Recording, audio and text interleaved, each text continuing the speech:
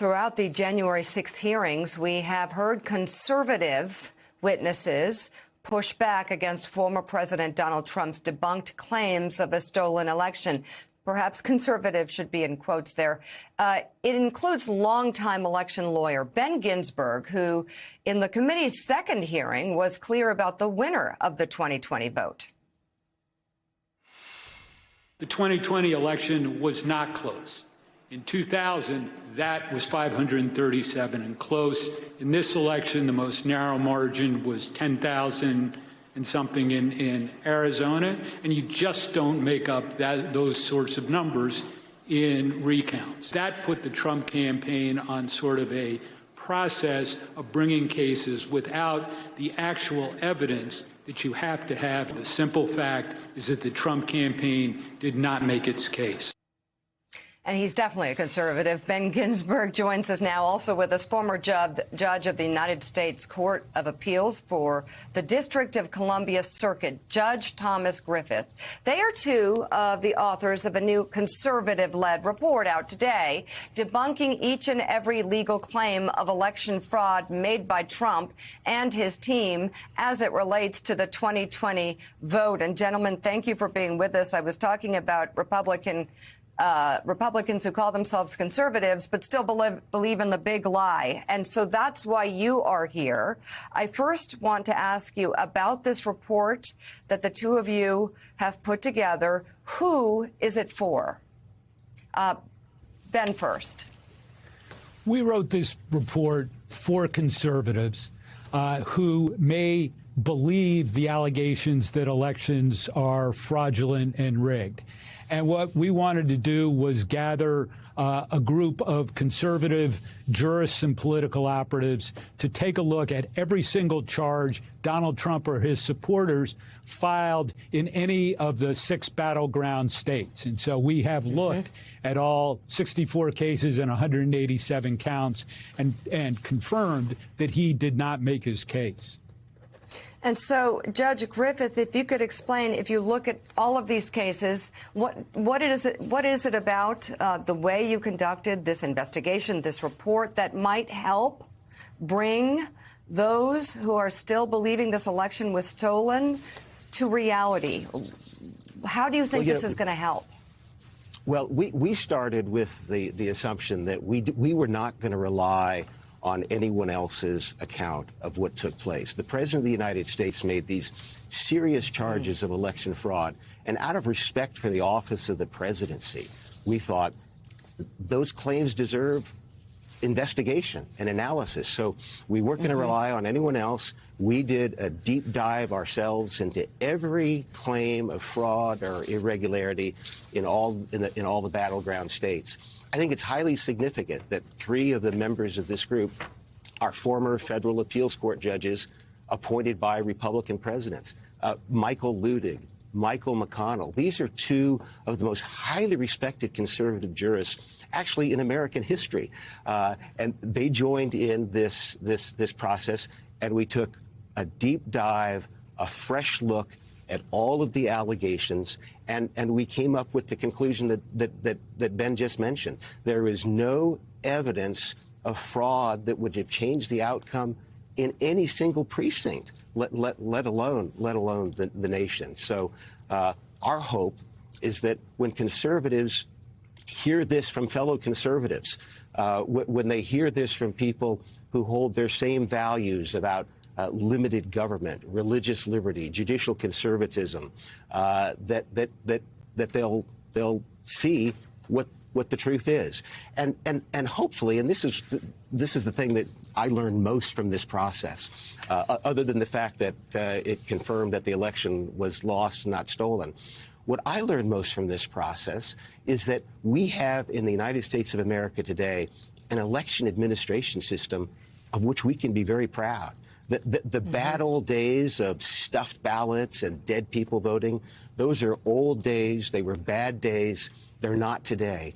American people should have great confidence in the election administration system. It held up well in this instance, and those who claim that there was fraud in this election that changed the outcome without any evidence are actually doing great damage to our election system. You know, Judge, they're doing great damage to our democracy.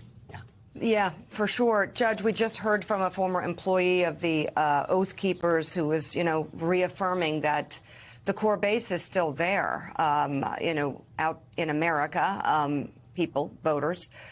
Who do you hope this report will reach, will give perhaps new light to perhaps then help people, voters who have been, I believe, maybe do you believe, misled down this path to believe that our elections process is not secure?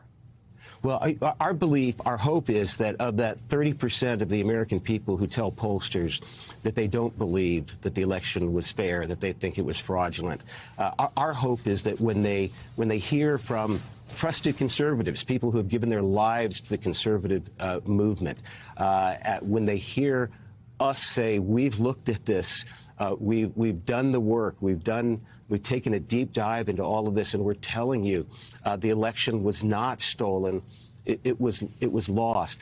We're hoping to persuade those folks, because when you have 30% of the American people who don't have confidence in our election system, that's dangerous. Jonathan Haidt said recently, and Jonathan Haidt's done more work on the polarization of America than anyone. And Haidt said recently that he predicted a catastrophic failure of American democracy because, he said, we just don't know what happens when you drain all trust out of a democracy. We're hoping to tell people, we are telling people, and we're hoping they'll be persuaded that there's a lot of reason to trust in our democratic system.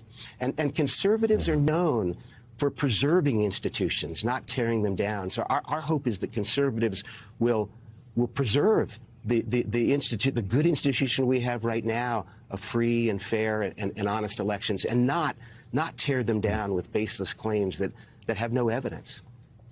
Well, thank you both for taking the time to do this. Yeah, I mean, really. this is painstaking work, and it's truly crucial to our understanding of what happened.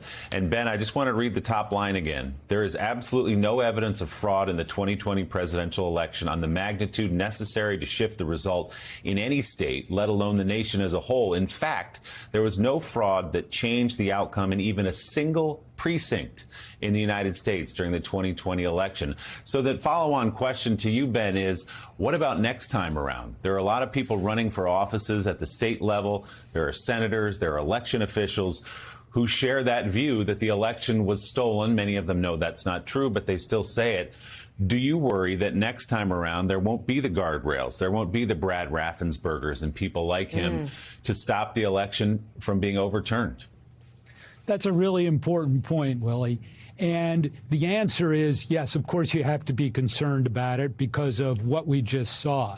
I think we were encouraged by the testimony on Tuesday of Stephen Ayers, who was a witness as well, who said, if I had known that there was no evidence for the charges that Donald Trump was making, I never would have been at the Capitol.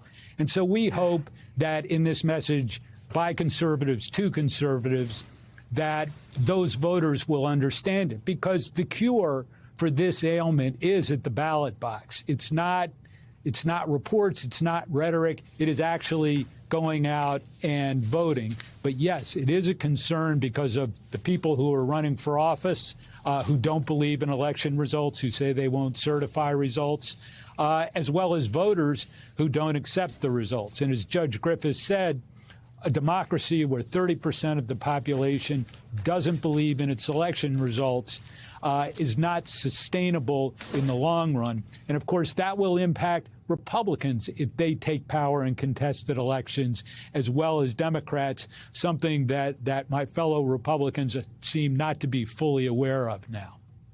And right, we're hoping that conservatives will run campaigns on positive message of conservative values, preserving our institutions, limited government, law and order, religious liberty, judicial conservatism. Let's run on those issues instead of looking to the past and making claims that just aren't true, that undermine confidence in our democracy. Where can people, Ben, really quickly access this report if they want to read it? LostNotStolen.org. and we hope that they will. It does go into great detail about all the cases and all the allegations, and again, does come to the conclusion that Donald Trump did not have grounds to say that the elections were fraudulent and rigged.